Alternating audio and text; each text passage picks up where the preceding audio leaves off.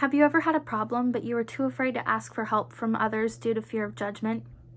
This is mental health stigma.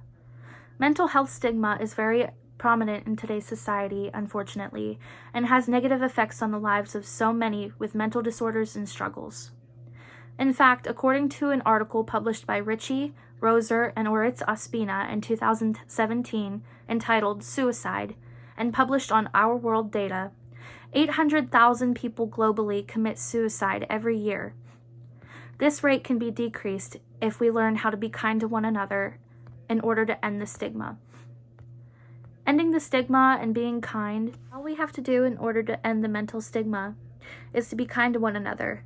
Everyone has a story, and not everyone knows the full length of it. Overall, we are unaware of all of the situations that go on in a person's life, even our closest family member, friend, neighbor, etc.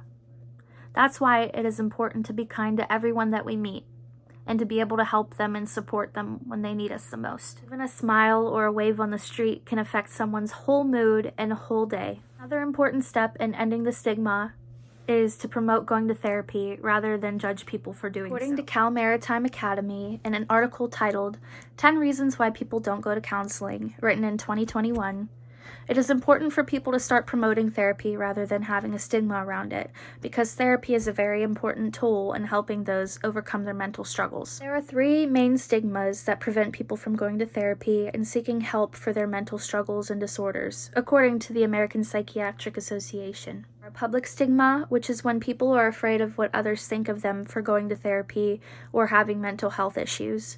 Self-stigma, which is when one is hard on themselves for having these issues or going to therapy. And the third type is institutional stigma, in which the patient is afraid of the opinions of the medical experts that are handling their cases. These 3 stigmas hold true in today's society, according to an article called Stigma, Prejudice, and Discrimination Against People with Mental Health and Illness, written in 2021 by the American Psychiatric Association. That is why it's important to do what you can to end the stigma and be kind to everyone that you meet, because you never know what happens behind closed doors. Everyone has a story.